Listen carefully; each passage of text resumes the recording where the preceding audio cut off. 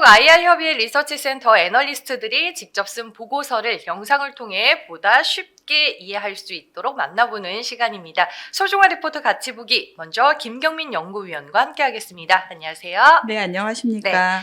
먼저 이제 저희가 QRT라는 기업에 대해서 알아볼 텐데 리포트를 보니까 차세대 반도체 신기술 도입의 수혜주라고 표현을 하셨더라고요. 어떤 기업일까요? 네, 우선 QRT의 사명을 말씀드릴게요. QRT는 Quality Reliability Technology를 의미하고요. 이를 축약한 QRT는 제품이나 서비스의 품질과 신뢰성을 향상시키기 위해서 사용되는 기술을 원래 통칭하던 그런 산업계에서 쓰이던 용어입니다. 그래서 원래는 반도체 업종뿐만이 아니라 일반 제조업, 서비스 업체에서도 많이 사용되던 용어였는데요. 일단 뭔가 그 고객 만족을 높인다 또는 서비스 프로세스를 개선하는 것까지 원래는 포괄적으로 아우르는 그런 개념에서 QRT라는 사명을 사용하고 있습니다. 네. 어떻게 보면 이제 반도체 품질을 향상시킬 수 있는데 도움을 주는 기업이라고 할 수 있을 텐데, 이 품질을 향상시키는데 이제 도움이 되는 게 뭐 부품이나 장비가 있을 거고, 아니면 품질 관리를 하는 이제 서비스가 있을 텐데, 어느 쪽에 속해 있다고 볼 수 있을까요? 네. 최근에 QRT가 장비 사업을 하고 있긴 합니다. 네. 네, 그래서 그쪽으로 적극적으로 영업을 하고 계시지만 본업은 지금 우리 이창진 아나운서님께서 말씀하신 것처럼 서비스를 제공하는 기업이고요. QRT는 2014년 4월에 그 SK 하이닉스 자회사에서 분할이 돼서 설립이 됐습니다. 그래서 본사가 SK 하이닉스 근처에 있어요. 네. 네, M16이라고 하는 그 이천 생산 라인 근처에 있고요. 실제 아무래도 그 SK 하이닉스가 반도체 기업이다 보니까 반도체 및 전자 부품의 품질하고 신뢰성을 보장하는 그런 서비스 사업을 QRT가 진행을 하고 있습니다. 그러면 이런 서비스가 왜 많이 필요한가 궁금하실 텐데요. 우선 반도체의 고집적화 그리고 신뢰성 수요가 증가하고 있고요. 그리고 최근에 그 휴대폰용 모바일 디스플레이뿐만이 아니라 전장 부품 5G 그리고 인공지능, 우주항공 이런 쪽에 쓰이는 제품들은 그 제품에 대한 어떤 품질의 기준이 굉장히 많이 까다로워졌습니다. 그래서 이런 반도체 및 각종 전자부품에 대한 신뢰성 평가와 종합적인 분석 서비스가 필요하기 때문에 QRT가 이쪽에서 지금 서비스업을 제공하고 있습니다. 네, 그렇군요. 이제 말씀해 주셨다시피 SK 하이닉스 이제 근처에 아직도 본사가 있다라고 말씀해 주셨는데, 그러면 이제 초창기에는 SK 하이닉스가 만드는 메모리 반도체에 대한 뭐 신뢰성 평가나 분석 서비스를 이제 제공했을 것 같은데, 지금은 이제 주문하는 고객사들의 응용처가 좀 다양해지고 반도체 말고도 다른 부품을 뭐 평가하거나 분석하는지도 궁금하네요. 네, 맞습니다. 제가 최근에 이천에 있는 평가실에 가보니까요. 네. 지금 사진에 보시는 것처럼 이런 장비들이 있고요. 이 장비 안에 예를 들어서 비나텍이라는 기업 혹시 기억나세요? 기억나죠? 네, 여기 저희가 슈퍼컴패서터 만드는 회사였잖아요. 비나텍 제품이 들어가 있습니다. 그래서 비나텍 제품이 이런 장비 안에 들어가서 어떤 특정 환경, 예를 들어서 온도가 몇 도까지 올라가면 또는 이제 제품들이 자동차에서 쓰일 수 있거든요. 그럼 자동차는 진동이 많잖아요. 그래서 그런 어떤 특정 온도 조건이나 특정 진동 조건에서 얼마나 잘 버티는지 그런 부분들을 테스트를 합니다. 그래서 원래 QRT는 주로 반도체를 평가하고 분석하긴 하지만 반도체가 아닌 이런 그 슈퍼컴패서터 사실 이제 축전 기능을 하는 수동소자라고 부르면 맞는데요. 고객사의 요청에 따라서 민감한 환경에서 제대로 작동해야 되는 이런 각종 부품도 평가하고 분석하고 있습니다. 그래서 원래 본업은 반도체 신뢰성 평가와 종합 분석이지만 QRT에 대해서는 그래서 반도체도 같이 보셔야 되지만 반도체 외에 다른 쪽도 신뢰성 평가를 하는구나 이렇게 이해해 주시면 좋을 것 같습니다. 초창기에는 SK 하이닉스에 대한 매출 비중이 좀 컸을 것 같은데 고객사 다변화가 좀 많이 진행이 됐죠. 지금은 네. 어때요? 예, 맞습니다. 네. 제가 최근에 자료 쓸 때 확인을 해보면 SK 하이닉스 매출 비중이 옛날엔 아마 100%였을 것 네. 같아요. 네, 그런데 지금은 한 50에서 60% 사이로 많이 내려와서 이제 고객사 다변화가 되었다라고 할 수 있겠습니다. 네, 알겠습니다. 반도체 업황 쪽도 아무래도 봐야 될 것 같은데 뭐 올해 초 중순이었죠. TSMC가 올해 이제 두 자릿수 이상의 긍정적인 매출 가이던스를 좀 제시하기도 했었고 인공지능 수요가 계속해서 늘고 있는 상황이잖아요. 업황 분위기는 좀 어떻게 봐야 될까요? 네, 말씀하신 것처럼 이제 다행히 최근에 업황이 좀 좋아지고 있는 것 같습니다. 그래서 저도 자료 쓰기 직전에는 업황이 좋아지기 직전이라서 이걸 좋아진다고 쓸까 말까 엄청 고민을 했었는데, 그래서 저도 그럴 때는 한국 반도체 수출 데이터가 매달 나오잖아요. 네. 이걸 보거든요. 그래서 2023년 12월 데이터를 봤었는데, 그러면 이제 연간으로 반도체 수출이 100억 달러가 되냐 안 되냐 이게 되게 중요하거든요. 왜냐하면 업황이 안 좋아지면 이게 100억 달러 미만으로 쭉 떨어집니다. 그런데 이제 2023년 12월에는 다시 100억 달러 이상을 돌파를 해서요. 숫자가 좀 올라온 거를 확인하실 수가 있습니다. 그래서 메모리 반도체 가격의 반등과 함께 반도체 업계 내에서 가동률이 더 이상 떨어지지 않고 있고, 그리고 재고 조정도 현실화되면서 나타난 결과라고 볼 수 있겠습니다. 네. 지금 뭐 반도체 쪽은 인공지능 얘기를 빼놓고는 또 말할 수가 없잖아요. 인공지능 수요도 좀 증가하고 있는 추세인데, 인공지능 업종에 수혜주라고 할 만한 한국의 대표적인 이제 기업이 있는지, 대형주 네. 말고 그 네. 밑에 단으로. 네. 네. 요즘 이런 기업들이 너무 주가가 빠르게 움직여서 맞아요. 애널리스트도 그렇고 투자자분들 되게 힘드신 것 같아요. 그래서 기본적으로 이런 고성능 반도체들은 더욱 정교하고 세밀한 설계를 필요로 하기 때문에 연구개발에 힘을 정말 많이 쏟아야 됩니다. 그러다 보니까 연구개발 단계에서 필요한 무형자산, 예를 들어서 인터렉추얼 프로퍼티라고 하는 IP를 공급하는 회사들, 그리고 중간에서 기술 영업하는 회사를 저희가 DSP, 디자인 서비스 파트너라고 하고요. 그리고 QRT처럼 테스트 서비스를 하는 회사 또는 그 테스트 부품을 공급하는 회사들의 역할이 매우 중요합니다. 그래서 이러한 범주에 포함되는 기업은 이미 잘 아시는 기업들도 있어요. 뭐 리노공업, ISC, 파크 시스템스, 칩스앤미디어, 오픈엣지 테크놀로지 얼마 전에 실적 발표하셨죠. 네.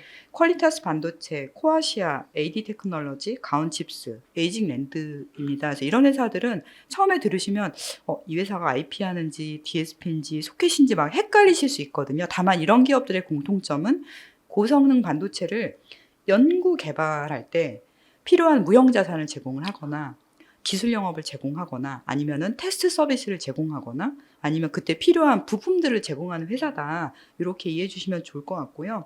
이 중에 몇몇 기업들은 2022년, 2023년에 신규 상장한 새내기 기업들입니다. 생각해보니까 QRT도 상장을 2022년에 하셨으니까 상장 기준으로는 새내기 기업이라고 할 수 있고요. 네. 이런 기업들은 대부분 탐방 가서 물어보면 인공지능 관련된 고객사들과 우호적인 관계를 맺고 있고 매출 비중도 올라가는 거를 알 수가 있습니다. 그래서 저도 QRT의 기업 분석 자료의 제목을 차세대 반도체 신기술 도입의 수혜주라고 그렇게 정했습니다. 네, 그렇군요.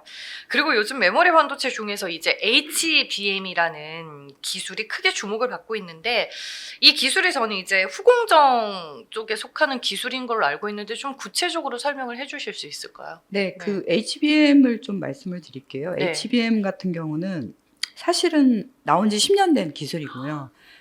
HBM이 메모리인데 여기에 뭐 GPU나 CPU 같은 프로세서가 붙으면 이제 성능이 잘 나오거든요. 근데 처음에는 엔비디아가 이 기술에 별로 관심이 없었어요. 그래서 초기에 이 HBM 제품을 많이 쓰는 회사는 엔비디아가 아니라 AMD였고요. AMD가 이제 CPU든 GPU든 2위 기업이잖아요. 그래서 아무래도 2위 기업이 관심을 갖다 보니까 사실 HBM 시장이 많이 못 컸어요. 그래서 저도 2013년도에 HBM을 처음 접했는데 이거 공부 안 해도 돼.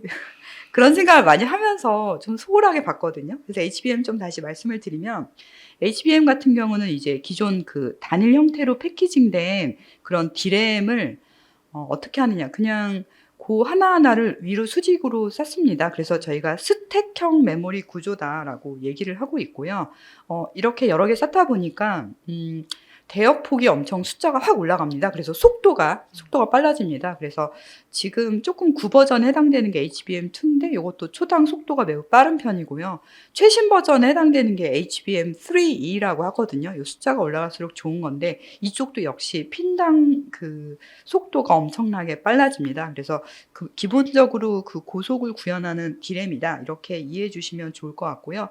저희가 이제 데이터 처리 속도를 환산을 할 때 핀당 얼마다, 총 핀이 몇 개다, 그래서 초당 몇 기가바이트의 데이터 처리가 가능하다 이렇게 얘기하고 있는데 이게 예전에 10년 전에는 상상도 못하는 수준으로 엄청나게 빨리 올라가고 있습니다. 그래서 이러한 고속, 엄청나게 빠른 데이터 전송 능력은 고성능의 컴퓨팅 또는 그래픽 처리, 데이터 센터와 같은 분야에서 중요하다. 네. 이렇게 말씀드릴 수 있겠습니다.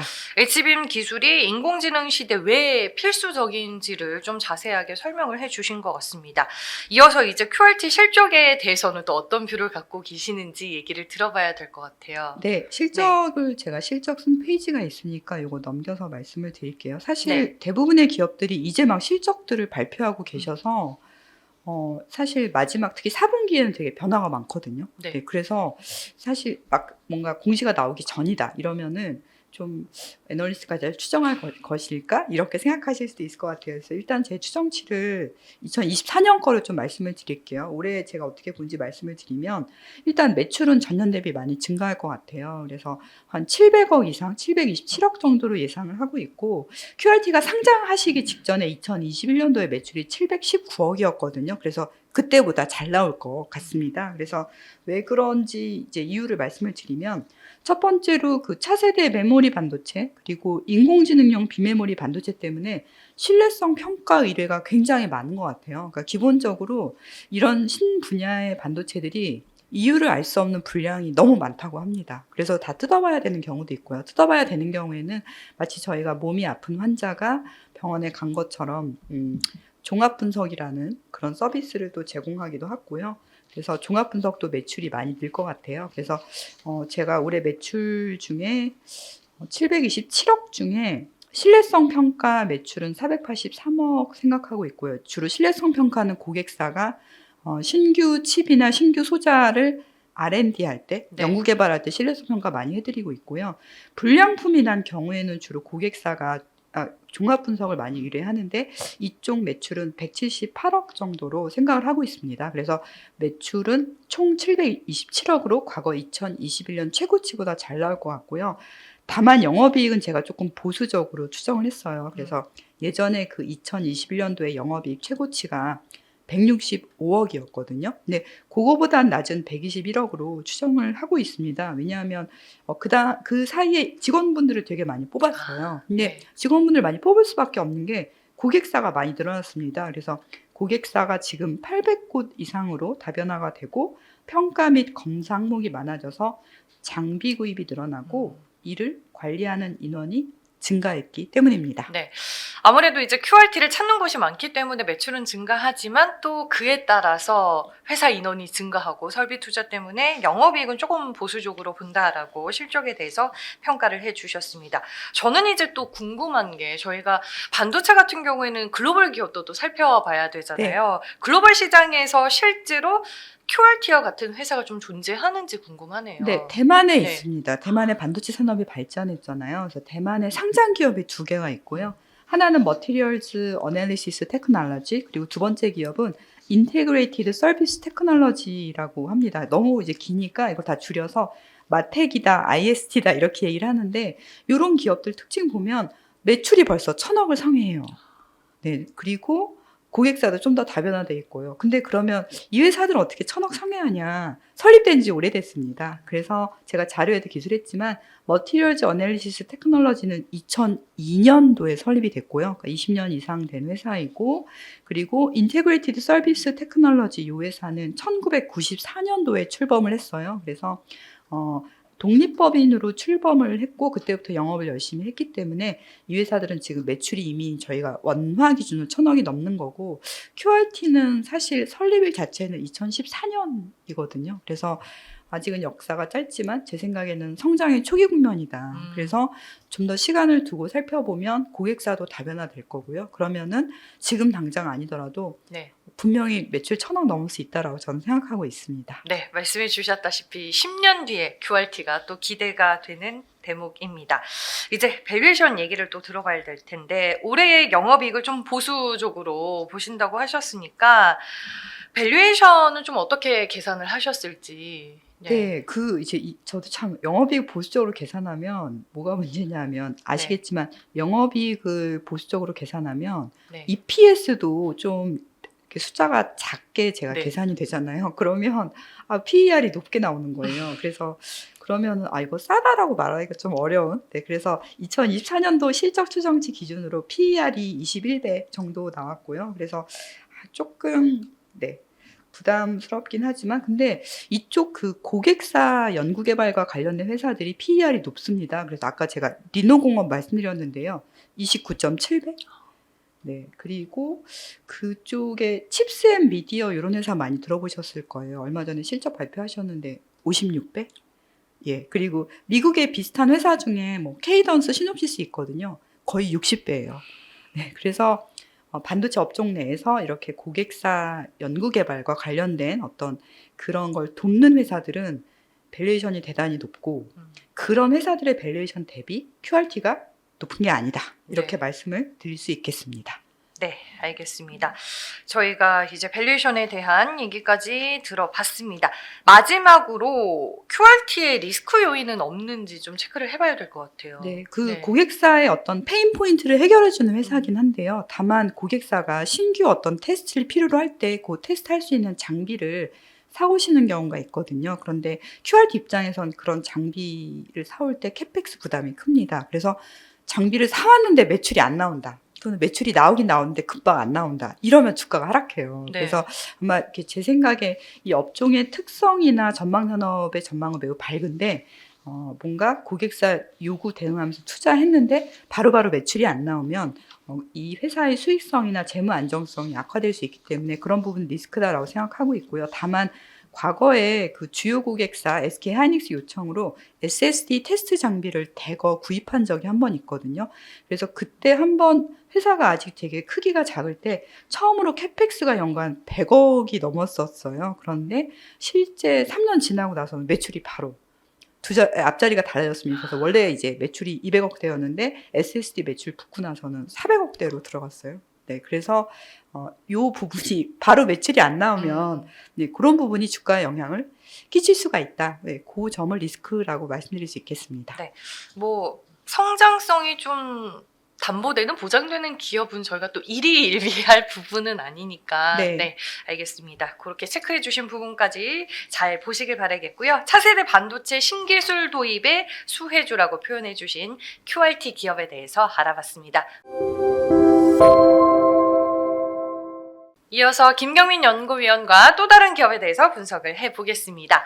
두 번째로 이제 알아볼 기업은 토마토 시스템인데요. 대학 ERP 그리고 UI, UX 소프트웨어 공급사라고 이제 리포트에 표현을 해주셨더라고요. 어떤 기업인지 소개해 주시죠. 네, 그 토마토 시스템에 대해서 답변을 드리겠습니다. 네. 일단 소프트웨어 회사예요. 반도체 회사가 아니고요. 네. 이 회사 특히 잘하는 게 이제 ERP 쪽이고요. 그 다음에 UI, UX 쪽으로 잘하고 계십니다. 그래서 이제 ERP는 기업의 다양한 부서와 기능을 통합하여 관리하는 시스템인데 주로 ERP 관련 기존 상장사들이 있어요. 아실만한 기업은 더존 비즈온이라는 회사가 있고요. 네. 그 다음에 코넥스 상장 기업 중에 굿센 이런 회사들이 ERP를 하고요. 근데 종류만 다릅니다. 더존 비즈온은 주로 회계 쪽에 특화된 ERP고요.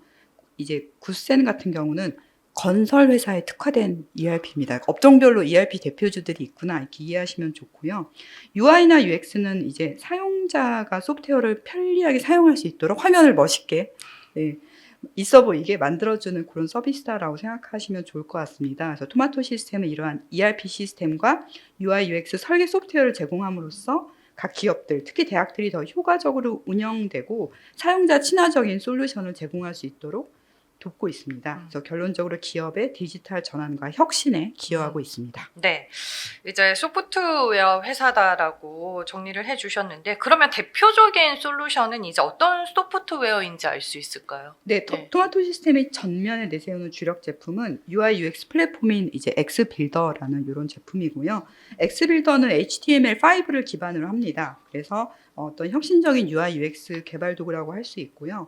그 UI라든가 UX 관점에서 굉장히 사용자한테 편리하게 이제 구성이 돼 있는데 주로 사용자들이 실제 개발자들이에요. 그래서 이제 저 같은 경우도 제가 실제 그 개발을 하다 보면 어떤 비나면에 타이핑하듯이 개발하는 게 아니라 별도의 개발 툴을 쓰거든요. 그래서 그 개발 툴의 사용법도 익혀야 되는데 그게 어렵습니다. 그렇죠. 네, 어렵고 시간이 되게 많이 걸려요. 그런데 그런 개발자들을 위한 프로그램이 엑스빌더다 이렇게 이해해 주시면 될 것 같습니다. 그래서 기본적으로 개발자들이 더 편하게 개발할 수 있도록 또는 그 개발자 바로 밑단에 있는 IT에 굉장히 익숙한 사용자들이 더 나은 사용자 경험을 가질 수 있도록 그런 인터페이스를 이제 만들어서 제공하는 회사다. 그렇게 얘기해 주시면, 그렇게 생각해 주시면 좋을 것 같습니다. 그러니까 엑스빌더가 뭐 저와 같은 뭐 일반인보다는 네. 개발자들을 위한 이제 솔루션이다라고 얘기를 해주셨는데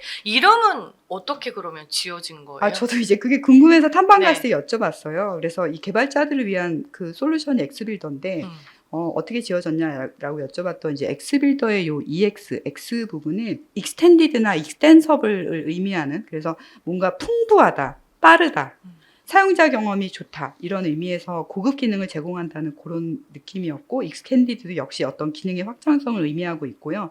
그 다음에 엑스빌더 자체 중에 이제 사용자 인터페이스의 다양성, 클라이언트 자원의 활용, 웹 기반 배포의 용이성과 같은 다양한 기능을 갖추고 있다. 이렇게 이해해 주시면 좋을 것 같고요. 그 다음에 엑스빌더의 이 빌더는 사실 이제 뭔가 건축하는 사람이란 뜻이잖아요. 그래서 건축자나 생성자를 의미하는데, 이런 부분들은 소프트웨어 개발의 맥락에서 웹 애플리케이션을 구축하는 도구나 어떤 환경 또는 개발자 자신을 가리키는 것 같기도 해요. 그래서 결론적으로 엑스빌더는 확장이 가능하고 다양한 기능을 제공하고 특히 개발자한테 효율적인 개발 환경을 제공하는 웹 애플리케이션 구축 도구를 의미한다고 말씀드릴 수 있겠습니다. 즉, 우리 이제 아나운서님이나 저 같은 일반 유저가 아니라 네. 개발자를 위한, 개발자를 편하게 해주는 소프트웨어다. 이렇게 이해해 주시면 좋을 것 같습니다. 네. 그러면 이제 어떤 분야에서 개발자용 엑스빌더 소프트웨어가 자주 사용되는지도 궁금하고 그 외에 또 우리가 볼만한 투자 포인트는 어떤 것들이 있는지. 네, 일단 토마토 시스템의 이제 원래 사업을 보면 대학 정보화 사업, 특히 대학용 ERP에서 독보적인 위치를 확보하고 있고요. 그리고 특히 이제 신규 고객사 관련돼서는 고객 관리와 동반자적 협력 관계를 강화해서 중점을 두고 있습니다. 그리고 그 최근에 엑스빌더가 그럼 실제 대학교에도 공급이 되는데요. 그 기사 같은 거 참고하시면 조선대학교의 차세대 통합 시스템 구축 차세대 통합 정보 시스템 구축 사업에 공급하기도 하고 있고, 네, 그 밖에 다른 쪽으로도 좀 하고 있습니다. 그래서 그 엑스빌더가 선택된 그런 부분들을 저희가 언론에서 살펴보면은 뭐 신한, 이지 손해보험, BNK 은행, 넥스트레이드 이런 금융권에서도 역시 이런 것들을 이제 채용을 하고 있고요. 저도 이제 탐방 갔을 때 요거 이제 실물 화면을 봤는데요. 제가 만약에 자바 언어로 뭔가 개발하려고 하면 원래 쓰는 툴이 있거든요. 근데 그 툴을 쓰면 할 수 있는데 시간이 엄청 걸립니다. 근데 엑스빌더로 하면 굉장히 편하게 빨리 할 수가 있더라고요. 그래서 사실 저는 평상시에 개발 안 하니까 잘 모르지만 실제 자바 언어를 쓰시는 유저분들이 원래 쓰시던 그 툴 말고 엑스빌더를 쓰면 본인이 다니시는 회사 또는 본인이 어떤 수행해야 되는 과제 그런 것들을 이제 빠른 속도로 코딩을 굉장히 쉽게 할 수 있다. 이렇게 이해해 주시면 좋을 것 같습니다. 이용자들 입장에서는 이제 시간이 단축되는 효과가 있다라고 얘기를 해주셨는데, 뭐 전체적으로 뭐 대학이나 기업이나 지금 첨단 시스템을 구축해야 하는 수요는 좀 증가하고 있는 추세인 것 같더라고요. 이런 환경을 이제 고려했을 때 올해 실적은 우리가 어떻게 또 추정해 볼 수 있나요? 네, 저도 사실 자료 쓸 당시에는 2023년 실적이 발표된 상황은 아니었지만 그래도 네. 한 2024년 실적을 추정해 보자라고 생각을 했습니다. 그리고 일단 매출은 2023년하고 되게 비슷할 것 같아요. 그래서 270억 정도 생각을 하고 있고 영업이익은 57억 정도로 보고 있습니다. 그래서 270억을 추정하는 이유는 그 작년에 원래 그 프로젝트가 진행됐어야 될 공공부문 프로젝트가 있는데 이런 것들이 이제 해를 넘긴 것들이 있어요. 그래서 이런 것들이 잡히면 2024년도 매출로 잡힐 것 같고요. 네. 그리고 영업이익 제가 57억이라고 잘못 말씀드렸는데 74억이 될 것 같습니다. 그리고 또 신규로 진행하신 사업이 있어요. 여기가 소프트웨어 테스트 사업을 하고 있거든요. 그래서 아까 제가 뭐 대학용 ERP니 엑스빌더니 말씀드렸는데 이 소프트웨어 테스트 사업은 전 세계적으로도 한국에서도 아직 이제 막 성장하는 시장입니다. 그래서 이쪽에 실제 지금 기존에 사업을 하고 있는 회사들이 슈어소프트테크라고 얼마 전에 상장한 기업이 있고 링크 제니시스라고 해서 지금 아이디스 그룹에 편입된 회사들이 있어요. 그래서 이런 기업들이 소프트웨어 테스트 사업을 진행을 하고 있는데 이쪽이 아직 지금 시장 초기 단계이기 때문에 이쪽에 만약에 좀 진입을 하게 되면 중장기적으로 실적은 좋아질 것 같습니다. 네, 알겠습니다. 해외 기업과도 좀 비교를 해봐야 될 것 같은데 저는 이제 제일 먼저 떠오르는 기업이 미국의 마이크로소프트, 뭐 대표적인 네. 소프트웨어 회사니까. 네. 하지만 해외 기업과 비슷한 수준으로 밸류에이션을 좀 받을 것 같지는 않을 것 같아서 어떤 차이가 있다라고 봐야 될까요? 네, 딱 맞는 지적을 하셨고요. 사실 되게 이런 부분의 분석이 어려워요. 왜냐하면은 글로벌 시장에서 ERP를 잘하는 회사들은 정해져 있거든요. 네. 예를 들어서 오러클이나 아니면 셉 같은 회사들인데 그 회사 밸류에이션하고 한국의 대학용 ERP를 잘하는 회사의 밸류에이션을 비교할 수 있냐. 이제 이런 것들이 사실 어렵고요. 네. 마이크로소프트가 ERP를 하긴 하지만 마이크로소프트 주가에 영향 끼치는 거는 그쪽보다는 오히려 사람들이 챗 GPT-4를 얼마나 많이 사용하느냐가 영향 끼치잖아요. 그래서 저도 토마토 시스템 밸류에이션 볼 때는 결국에 국내 소프트웨어 회사들하고 비교할 수밖에 없었고요. 이쪽이 좀 한국에서 많이 소외돼 있습니다. 그래서 실적 컨센이 없어요. 실적 컨센이 없다 보니까 비교 가능한 PER도 많지는 않고요. 다만 제가 드릴 수 있는 말씀은 이쪽에서도 시가총액 1,000억이 넘는 한국 회사들이 있어요. 근데 대부분 특징이 뭐냐면 매출이 다 이제 몇 천억대가 나옵니다. 그래서 아직까지 뭔가 PER, PBR로 비교하기에는 국내 소프트웨어 회사들이 굉장히 시장에 관심을 많이 받거나 컨센서스가 많은 거는 절대로 아니지만 다만 이쪽 업종에서도 다 이제 매출이 처음에 몇백억 수준이었다가 매출이 1,000억이 넘고 2,000억이 넘고 이런 회사들은 다 시가총액도 역시 몇 천억 되거든요. 그래서 그런 관점에서 토마토 시스템이 아직 비록 매출 추정치가 몇백억 수준이지만 나중에 대학용 ERP랑 특히 엑스빌더 쪽이 많이 성장하면은 나중에 매출이 1,000억이 넘으면 자연스럽게 토마토 시스템도 시가총액 1,000억 원 이상을 바라볼 수 있겠다. 이런 관점에서 봐주시면 좋을 것 같습니다. 알겠습니다. 중장기적인 관점에서 한번 지켜보시길 바라겠습니다. 마지막 질문이 될 것 같은데요. 토마토 시스템의 리스크 요인은 뭐가 있을까요? 네. 결국에 이제 이런 쪽은 IT 수요에 영향을 받는데 뭔가 PC, 스마트폰 이런 IT 수요가 아니고 IT 지출에 대한 수요거든요. 근데 이쪽은 글로벌 경기에 영향을 많이 받습니다. 그리고 최근에 글로벌 경기에 가장 영향을 줬던 거는 금리였던 것 같아요. 그래서 사실 금리 인상 리스크가 너무 커지는 경우에는 이 소프트웨어 투자도 굉장히 많이 감소하거든요. 근데 다만 1년 전 대비 미국 정부나 또는 각국 정부의 금리 인상 리스크는 많이 완화됐다 이렇게 말씀드릴 수 있겠습니다. 그래서 원래 이런 매크로 리스크가 좀 있었는데 이런 리스크가 완화되고 있는 그런 단계다 이렇게 봐주시면 좋을 것 같습니다. 네, 알겠습니다. 두 번째 기업은 토마토 시스템에 대해 저희가 알아봤고요. 김경민 연구위원과 함께했습니다. 고맙습니다. 네, 감사합니다.